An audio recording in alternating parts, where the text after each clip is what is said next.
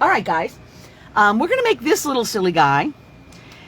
And I think I told you it's just because it's almost Thanksgiving and it seemed reasonable to make a turkey, right? So I mixed up a batch of sort of a neutral brown. You could make a gray as well. Turkeys are sort of grayish. Patricia says, this turkey's so cute. I'm going to watch now and make it later. Absolutely, my dear. That is the thing to do. Yeah, so I just mixed up sort of a neutral kind of brownish color. And you'll also need a little bit of wattle color and a little bit of eyeball color, and then some powders, of course, like we do. And I'm just going to grab a bit of this and kind of mush it in my hands.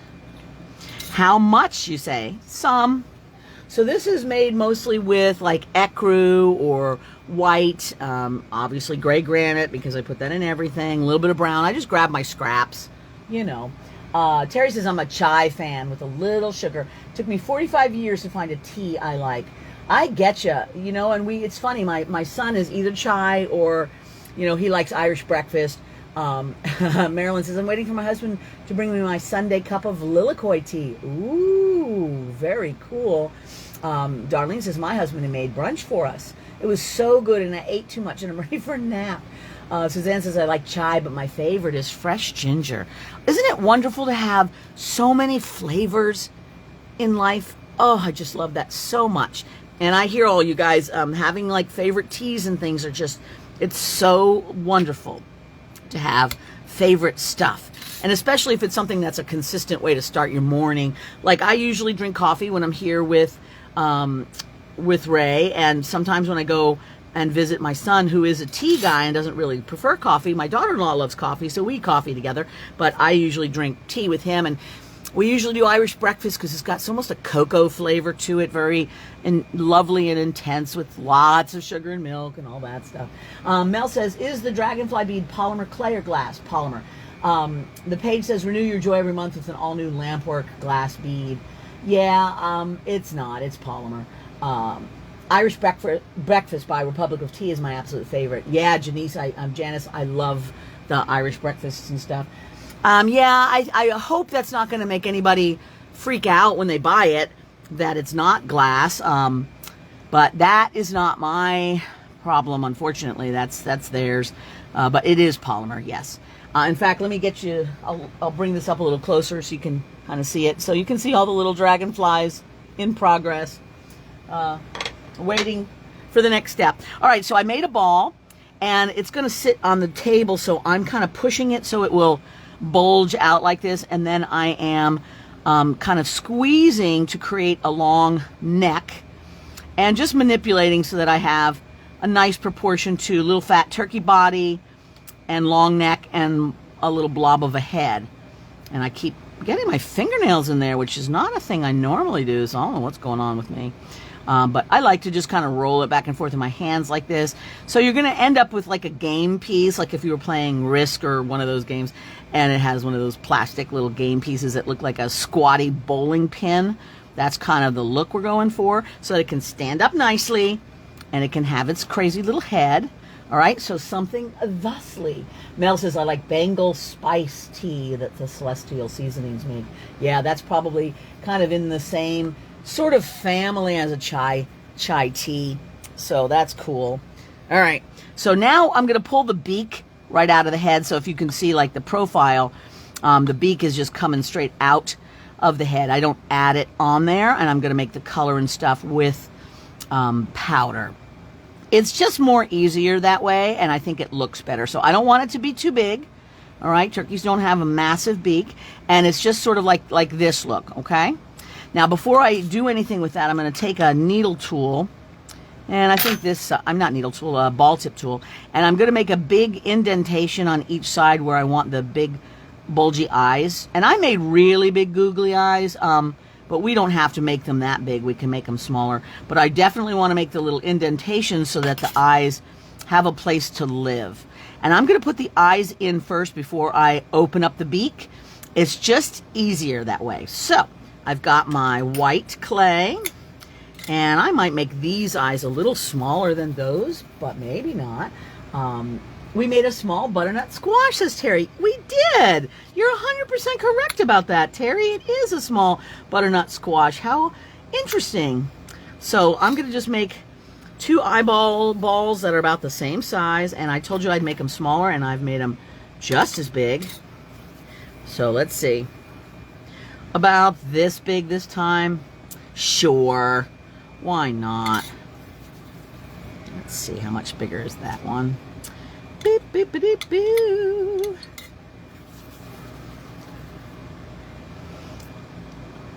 All right, they're almost the same. That's good. That's a good thing. And they don't have to be. I think the one that I made, I had one eye bigger than the other.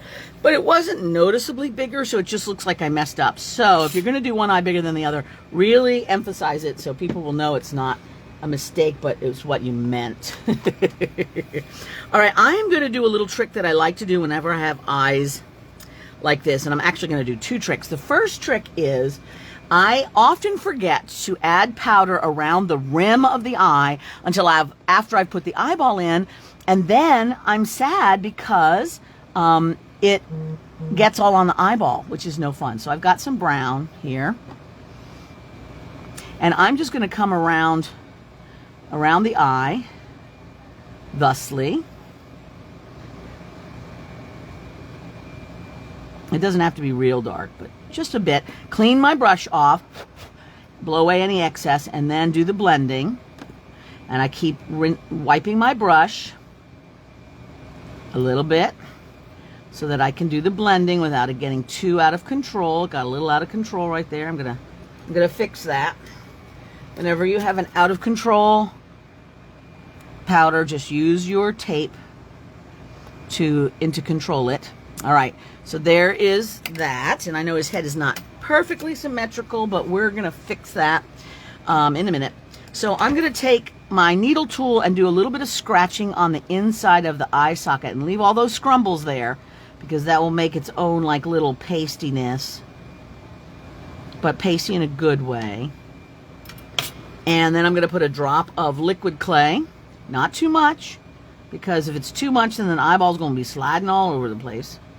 Just enough. So what we're doing here is we want to put the ball of the clay of the eye in place and have it grab without me having to squish that eye down at all, okay? Because we want it to be just a little ball that sticks out, and you have to make sure it grabs in there so you can kind of go back and forth. What I usually do is I twist it until it starts grabbing. And then once it's grabbing, then it's like, okay, good. Now I can let it be.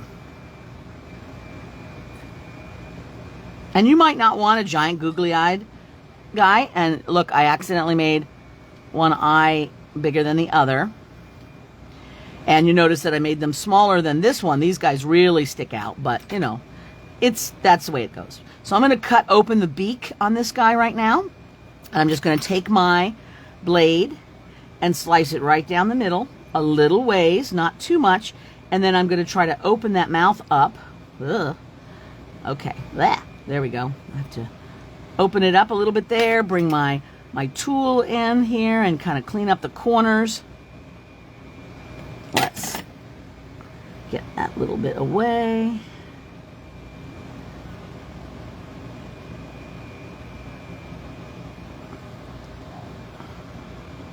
A little crack there in the corner, so let's clean that up a bit.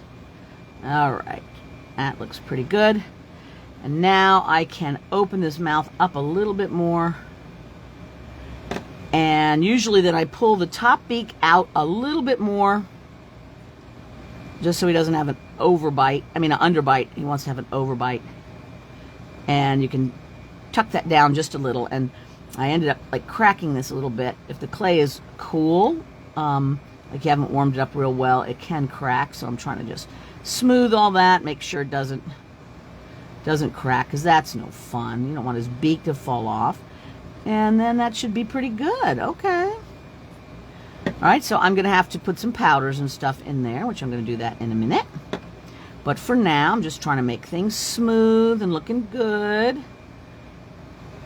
Pushing that bottom down in a little bit more and the top one out a little bit more, and just a little bit of a curve. So it's sort of like that.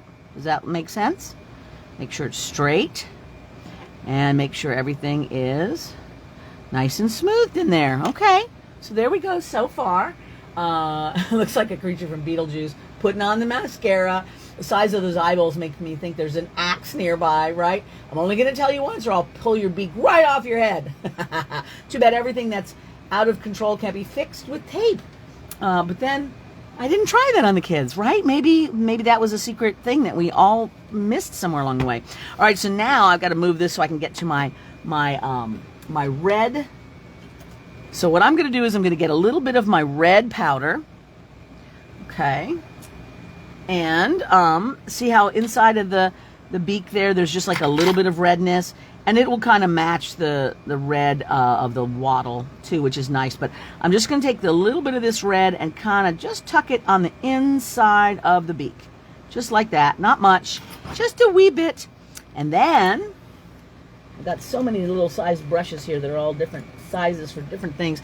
Then I'm going to get some blue. So I've got some light blue and some dark blue, and between the two, because turkeys' beaks are kind of bluish. Who knew, right? They also have feathers that are kind of on the blue side too.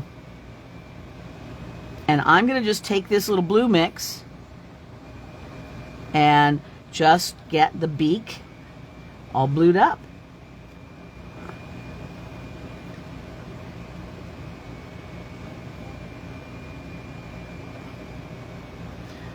And I'm going to just start with this sort of neutral blue, and then I'll put a little bit more intense blue on the tip. So this is my more intense. Boop, boop, boop, boop, boop. There. How does that look? So see so far? Doesn't that look fun? So let's go ahead and give him some blue eyeballs too, because why not? And all I'm going to do for his eyes at this stage is I'm going to make the colored part. Now I don't know if Turkey's eyes look like this or not. He's getting anthropomorphized at this point. And I'm going to just put little blue iris smudges in here.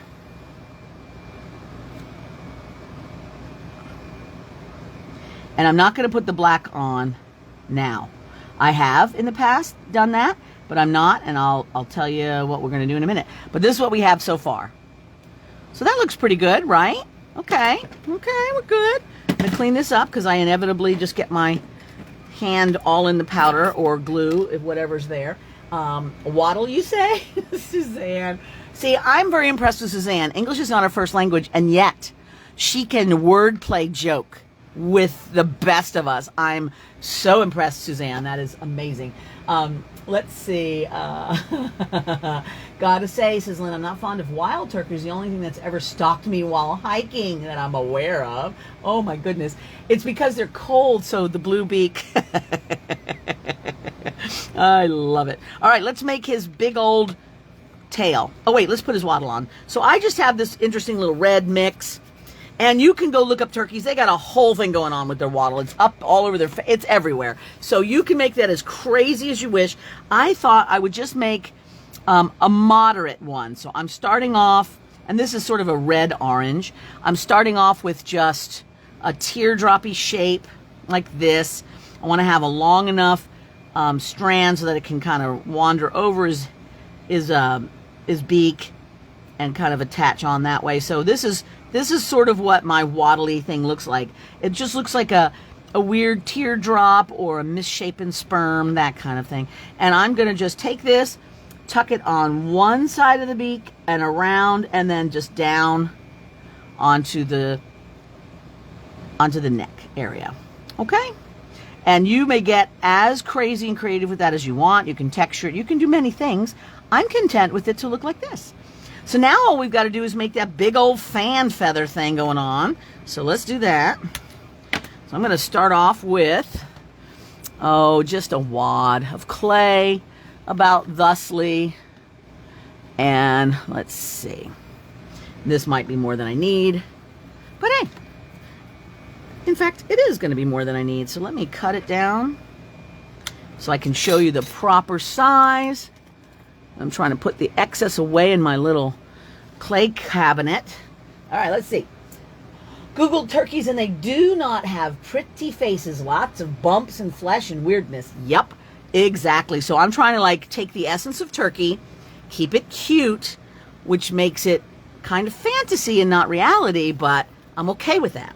All right, so here is about the size of the ball that I'm going to pick for the tail, if you want to see proportions. And I'm just going to flatten this out into a circle. Now, I will turn that circle into having a little flat on the bottom part, but for now, I'm just going to make a circle, and I'm flattening it out by hand. I do all this by hand. I don't like the cookie cutter look if I roll out a sheet and then chop it. You know, number one, it's too thin, and it's too, like, perfect, so then when I mess it up, it'll be like, oh, you messed that up, right? And I'm like, oh, yeah, I did. And then on this one, what I did is I just drew the lines so that it would have, I'm going to start like in the center. So I'm going to just kind of come from this is the bottom, and you could use whatever tool you want. I'm going to use this tool to make a little fan of feathers thusly, okay? And then I'm going to try to make each one of those a little bit wider, and you could use a number of tools. Nope, that's not going to be the one. Maybe something like this. If you want to indent those a little bit more. This is just a knitting needle. But I'm going to just kind of play with that and get my other tools in there to just make that more indented. There we go. That's about right. And then I'll use my butt crack tool, the gotta have it tool, to just get in there and really indent that. Okay? So each one of those ends in a nice indentation. And I'll have to go back and smooth all the clay around, but you see what I'm doing there, right? Okay. And there may be a way of doing that more easily. This is just how I did it. If you come up with a better way, by all means, you know, kind of adjust as you come up with cleverness. Okay, so this is what I end up with. I end up with this fan shape, and then I'm just going to get in there and smooth away any glitches, of which there's always plenty. And then use my fingers to just kind of make that feel natural.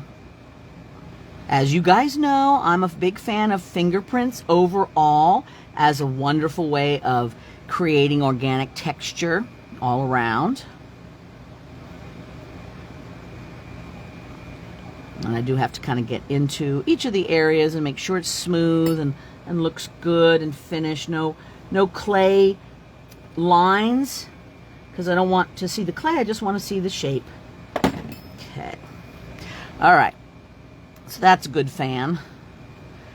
Now, all I'm going to do to this, once I've touched everything and flattened it all around, I'm going to make sure it's kind of a little bit more flat on the bottom, so it'll be able to stand up with our turkey. And then I'm going to take my needle tool and just go down the center on each one to make the lines, the feather lines.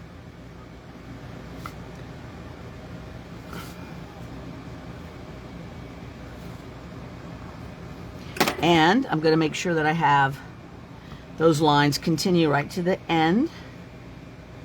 So I usually use this tool. You can use your needle tool for that part as well, but I find this tool works really well. And then I'm going to just make the little feathery veins, or at least a hint of them. And they're V's, you know, they match, and the V's are pointing downhill.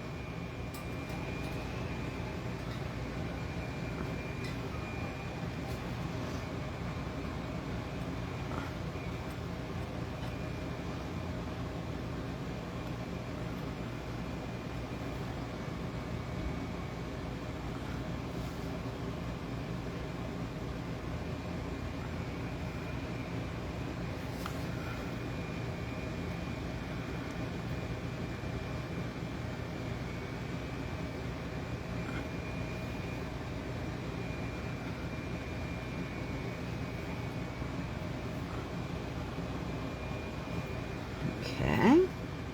And then we're going to put some powder all over the place. And that will make the rest of the design. Sorry, this takes a little bit of time. I know you already know where I'm going with this, but I have to do it all, otherwise it'll just look silly, even though you know what we're doing here.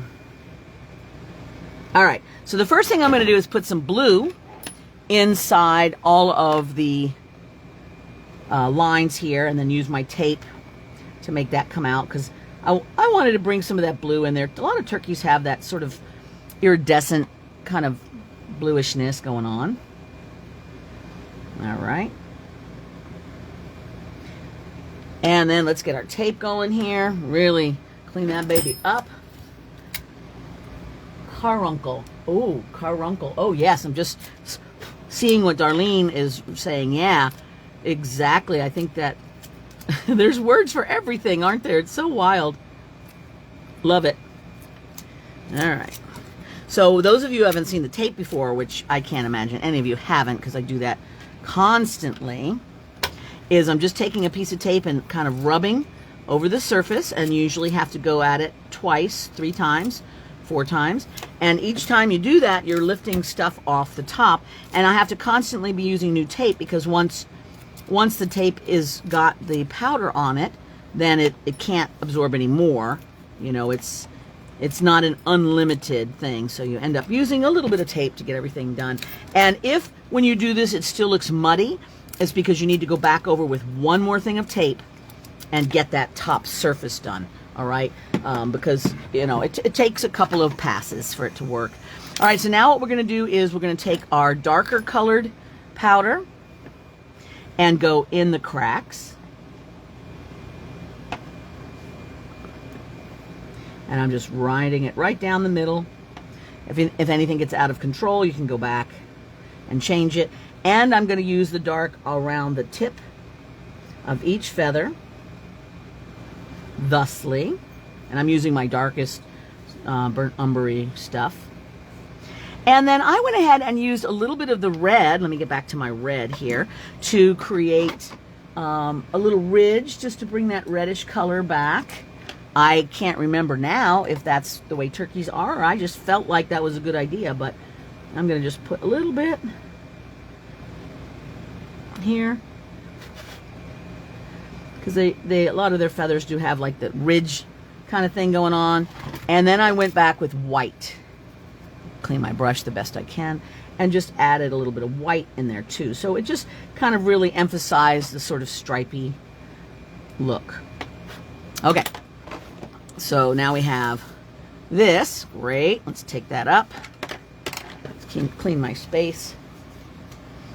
And let's just put it on. So the way I'm going to put it on is I'm going to flatten that area there where it's going to attach. I'm going to scratch it up good, right where the attachment part is. Going to give it a little wad of liquid clay. And I might even take a moment to kind of turn that liquid clay into a bit of a paste, so it's not just slip sliding around. Liquid clay is a clay-to-clay connector, among other things, but that's one of its best functions. And then I'm just going to take that, put it at the very bottom of his tail area, and press it on real good. And there we go. And if you're worried about it flopping over, you can prop it up with a little bit of toilet paper. And then the last thing that I did, so here's what it looks like, is I just put a little bit of powder actually on my finger. So I would have like some fingerprint areas here,